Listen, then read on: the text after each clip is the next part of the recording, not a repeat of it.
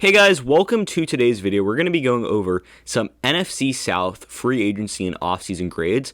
And before we get started though, please drop a quick like and a sub on today's video. That would really help my channel grow. And with that said, let's dive right into the video and I hope you enjoy.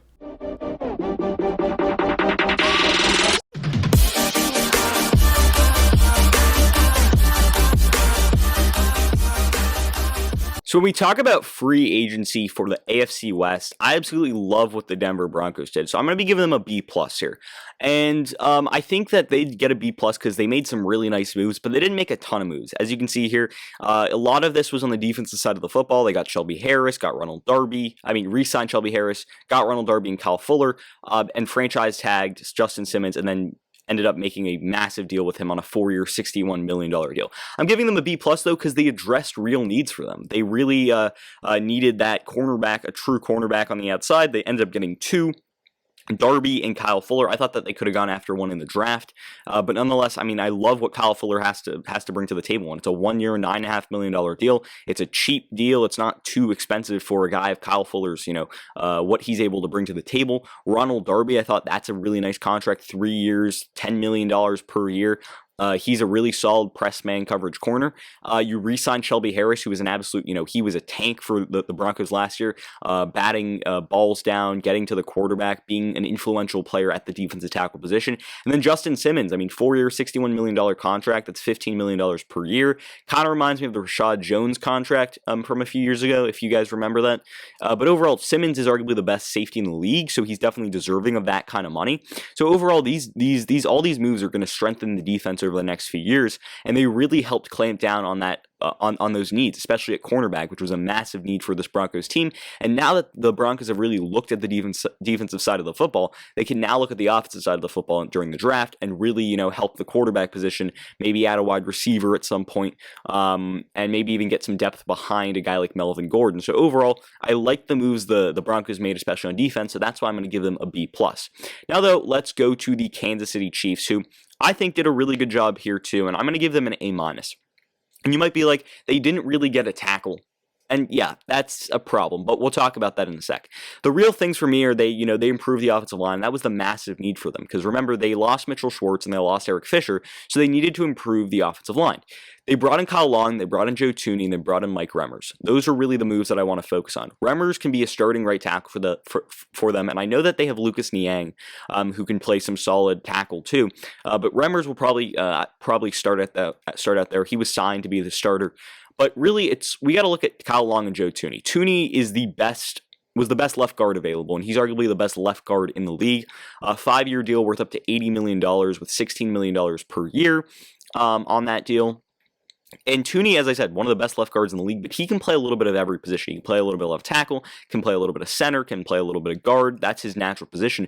But I love, that ability for Thuney to play multiple positions on that offensive line and really be a force there. And I think that, Thuney and what he's able to bring there is going to be really influential for that Kansas City Chiefs offensive line because that's going to be massive for them. They needed another elite, offensive lineman to make up for the loss of Eric Fisher as well as Mitchell Schwartz. So with that said, I really like what Joe Thuney brings to the table, and I think it makes a lot of sense for the Chiefs to have brought him in, even on that massive contract. So I love that signing, and more importantly, I love the Kyle Long signing. It's a 1-year deal, $1.5 million deal. That's worth up to $5 million with incentives. So once again, Kyle Long coming out of retirement. I like this move too. It's a low risk, high reward move. He's a former Pro Bowl guard. Yes, he's had injury problems in the past few years. Obviously, he didn't play last year because he was in retirement. But I like this move for the Chiefs, getting another standout former Pro Bowl caliber offensive lineman to really add to the O line, really help with the run game. And then I just like these moves together, and I don't think they overpaid on any of these guys. Maybe Thuney is a little bit overpaid, but overall, I think that they made the right moves. They really addressed what they needed to address, and then they can go into the draft, maybe get an offensive tackle, and help out the defensive side of the football too. Maybe getting another pass rusher. They brought back Taco Charlton. But overall, I really like the moves the Chiefs made on the offensive line, and that's why I'm going to give them an A-. Now, though, let's go to the Las Vegas Raiders, and the Raiders are an interesting team here. They're a very interesting team because they made a lot of moves, and I don't think they made a lot of good moves. So they brought in Kenyon Drake. They brought in John Brown. That was a move that I definitely liked from them. They brought in Yannick Ngakoue to a 2-year deal worth $26 million. They brought in Jonathan Hankins, Quentin Jefferson, Solomon Thomas, trying to improve that defensive line. And they re-signed Richie Incognito. But at the end of the day, I don't love all these moves. I really don't think that they got a ton better. They needed to address the secondary. They didn't really address the secondary. But more importantly, they got rid of 3/5 of their offensive line this offseason. I mean, they gave up on guys like Rodney Hudson. They gave up on guys like Gabe Jackson, traded away their starting right tackle and Trent Brown. So I just don't think this free agency period was really good for the Raiders. I don't think they needed Kenyon Drake as a backup running back. I know that they're going to use him in multiple facets of the game. I don't think they needed that. I don't think they needed, to give away a ton of those players on the offensive line. But more importantly, I mean, I do like the Yannick Ngakoue move. I thought that was pretty solid. But I think they deserve a C+, because, yeah, they filled out some needs. Maybe they need another receiver in John Brown.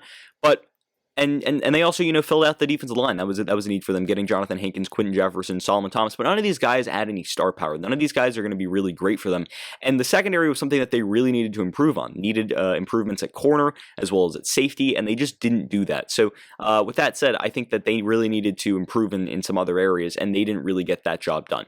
So now, though, let's move on to the Los Angeles Chargers, who I think are going to get a pretty solid grade here with a B+.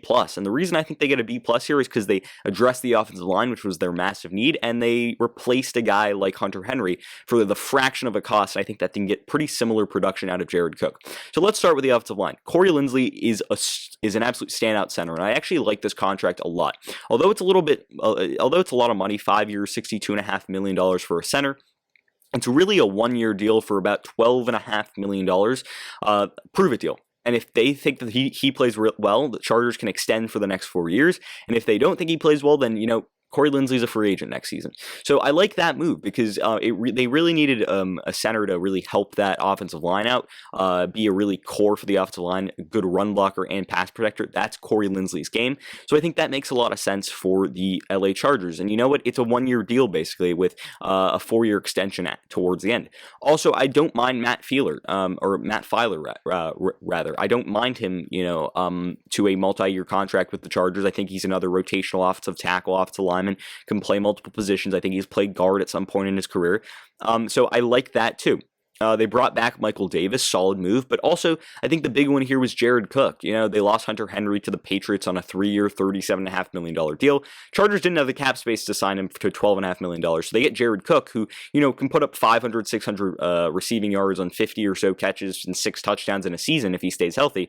And they only got him for only $6 million on a 1-year deal. So low risk, high reward move here. They replace a really good tight end with another solid tight end. Yeah, Jared Cook's on the older side, but he does the job when the Chargers needed another pass catcher for Justin Herbert. So I think they really address replacing Hunter Henry. They address the offensive line, and for those reasons, I think that they got to go with an A- here, a B+ here for this Los Angeles Chargers team. I really like what they did here at the end of the day. So nice job by the Chargers free agency. And with that said, that's pretty much going to end the video for today. Did you agree with my analysis? Why or why not? Leave your comments and thoughts in the comment section down below. I'd love to hear what you guys have to say.